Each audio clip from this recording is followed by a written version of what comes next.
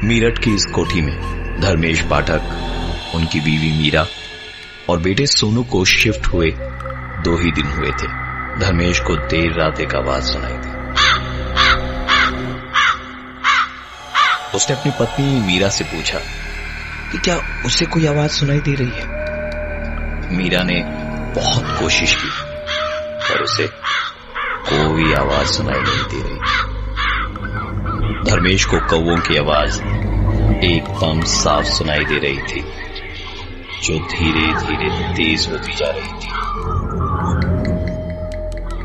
धर्मेश ने घर के इधर उधर अगल बगल सब जगह देखा, पर उसे रात के उस अंधेरे में कुछ नजर नहीं आ रहा था। बस सुनाई दे रही थी तो कौवों की आवाज। वो आवाजें काफी देर तक आती रही, पर इस बार धर्मेश ने सबसे अपना ध्यान हटाया और सोने को चला गया। अगले दिन सुबह उठकर जब धर्मेश अपनी कोठी के छत पे जाने के लिए सीढ़ियों का इस्तेमाल कर रहा था, तो एक अजीब सी दुर्गंध उसके मन में घबराहट पैदा कर रही थी। छत पर पहुंचकर उसने जो कुछ भी देखा वो देख धर्मेश के पैर जमीन से ही जम गए। पूरी छत पर कौवे ही कौवे मरे पड़े थे। छत पे इतने कौवों की लाशें थी जैसे छत पे कोई काली परत चढ़ी हो, और कुछ कौवे वहां छत पर बैठे आवाज कर रहे थे।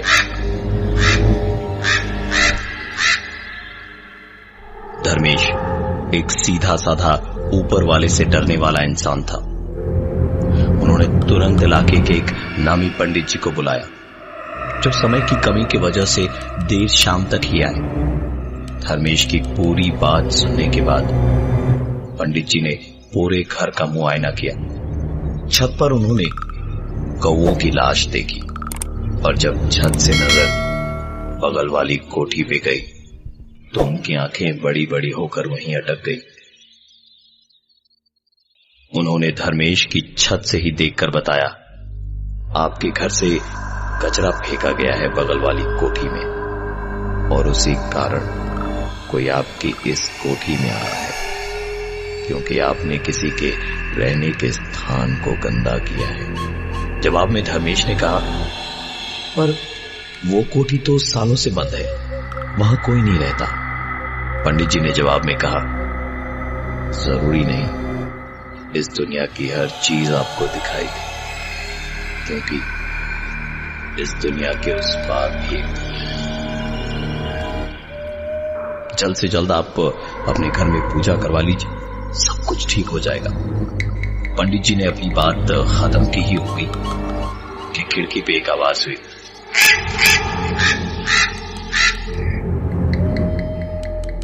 धर्मेश समझ गया था कि देर करने में खतरा है।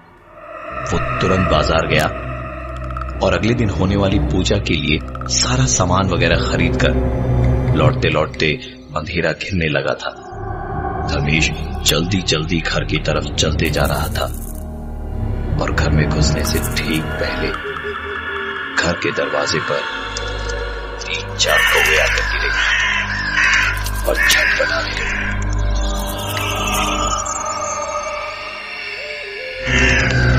जो उसके सामने तड़प तड़प के मर गए। धर्मेश घर में आया और सारा सामान रखकर जल्दी जल्दी मीरा और अपने बेटे सोनू को चिल्ला चिल्ला के बुलाने लगा। मीरा दौड़ी दौड़ी आई, लेकिन सोनू नहीं। मीरा को पूरी बात बताते बताते अचानक धर्मेश को खटका लगा कि सोनू कहां है।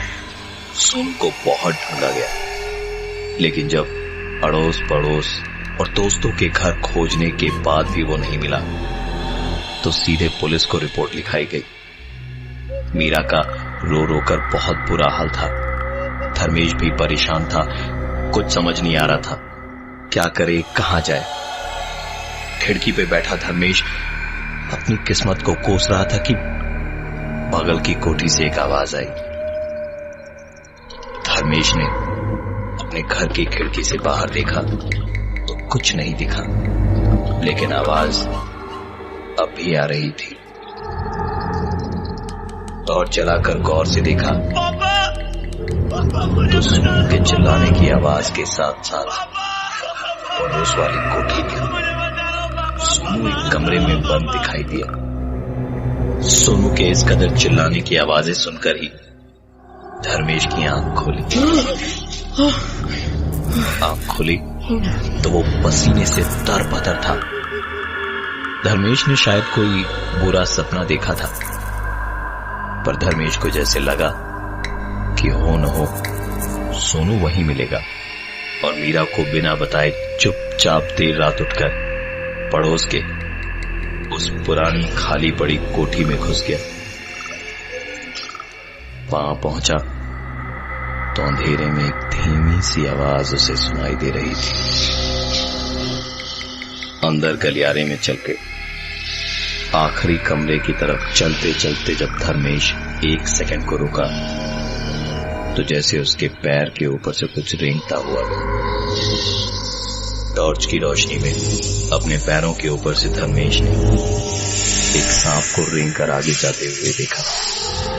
टॉर्च की ही रोशनी में जब नजर बाकी की दीवारों पर गई तो पूरे मकान में सांप लटके हुए थे। सोनू किस हाल में होगा, सोच सोच कर धर्मेश हर पल और ज्यादा परेशान हो रहा था। इन सांपों से बचते बचते धर्मेश जरा आगे बढ़ा तो पूरे के पूरे चमगादड़ों की झुंडियों से घेर लिया। हाथ पैर मारते मारते जब धर्मेश बढ़ा तो देखा एक कमरे से हल्की सी रोशनी आ रही थी। वहां जाकर देखा तो एक जलती हुई मोमबत्ती की रोशनी में सोनू बैठा खेल रहा।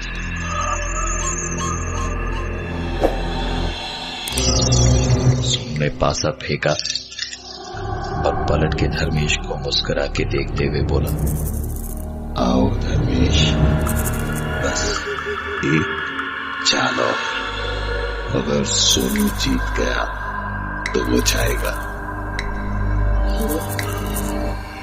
यही रुक जाएगा। धर्मेश चुपचाप खड़ा देख रहा था, क्योंकि ये ना तो सोनू की आवाज थी और ना ही सोनू की आंखें। सोनू ने अपनी चाल चली और उसके बाद वहां से उठकर बाहर की ओर जाने लगा। धर्मेश उसे रोकना चाहता था, लेकिन उसके गले से ना तो आवाज निकल रही थी और ना ही धर्मेश अपनी जगह से हिल पा रहा था। धर्मेश समझ चुका था कि सोनू के बदले अब उसे वहां रुकना पड़ेगा। सोनू धर्मेश की आंखों के सामने चलते चलते बाहर निकला और अपने घर पहुंच गया। सोनू को देख सबके चेहरे पर एक चमक आ गई, पर सोनू एकदम चुपचाप था। सुबह तक घर में रात की मची अफरा तफरी और ज्यादा बढ़ गई, क्योंकि अब धर्मेश की खोज शुरू हुई। सोनू ने बस इशारे से बताया कि धर्मेश बगल वाली कोठी में है। सब लोग पड़ोस वाली कोठी में गए और हर एक कोने को छान मारा, लेकिन इतनी बड़ी कोठी में उन्हें कहीं भी धर्मेश नहीं मिला। वापस घर लौटकर सब एक कोने में हताश होकर बैठे थे। पूजा कब शुरू हो, कैसे हो भी या नहीं, यही सब सोच रहे थे, क्योंकि धर्मेश था ही नहीं। सब लोग परेशान बैठे थे। और उधर सोनू ने मीरा को बताया कि धर्मेश उसी घर में बंद है। मीरा की परेशानी में अब आंसू भी जुड़ गए थे। रो रो कर मीरा का हाल बेहाल हो गया था और सोनू की तबीयत खराब होती जा रही थी। उसे तेज बुखार चढ़ता जा रहा था। सबका ध्यान शाम होते होते तेज होती कौवों की आवाज की तरफ गई। कौवों की आवाज सुनकर सोनू ने छत की तरफ इशारा किया कौवों की आती उस आवाज का पीछा करते करते सब लोग छत पे पहुंचे तो सबका छत पर धर्मेश पड़ा हुआ था और कौवे उसको नोच खसोट रहे थे। धर्मेश पूरी तरह जख्मी होने के बावजूद पागलों की तरह हंस रहा था।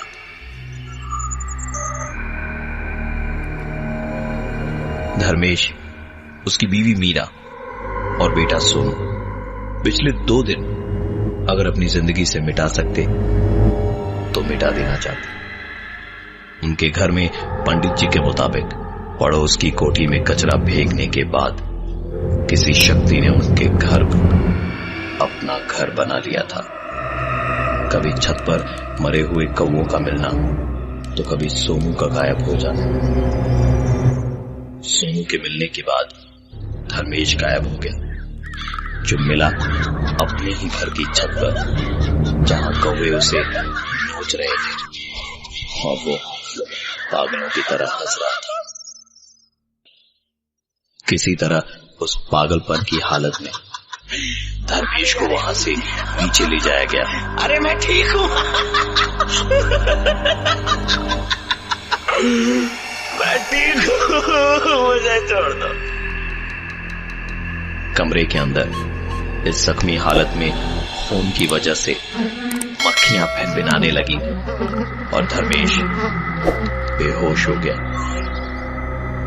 जब धर्मेश की आंख खुली तो उसने अपने हाथ पैर बहुत मारे, लेकिन हिल तक नहीं पाया क्योंकि उसे बुरी तरह जंजीरों से बांध के रखा गया था। धर्मेश तड़प रहा था, उसे दर्द हो रहा था, लेकिन कोई उसकी सुनने को तैयार नहीं था। सोनू लगातार उसकी तरफ उंगली से इशारा किए जा रहा था।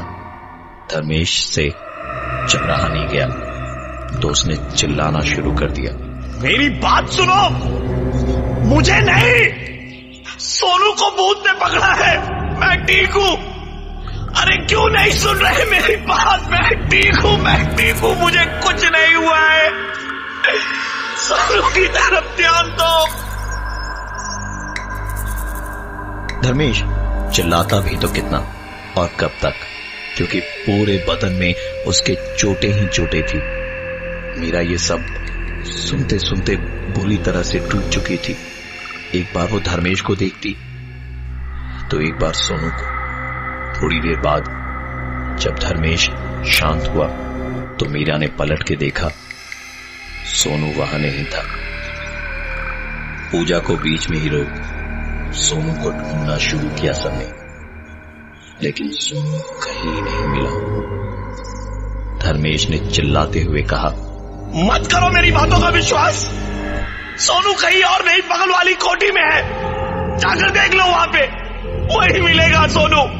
और प्लीज मुझे भी ले चलो, मुझे खोल दो। धर्मेश ने रोते गिड़गिड़ाते हुए कहा, प्लीज मुझे खोल दो, मैं भी जाना चाहता हूं, मुझे यहां पर अकेला मत छोड़ो।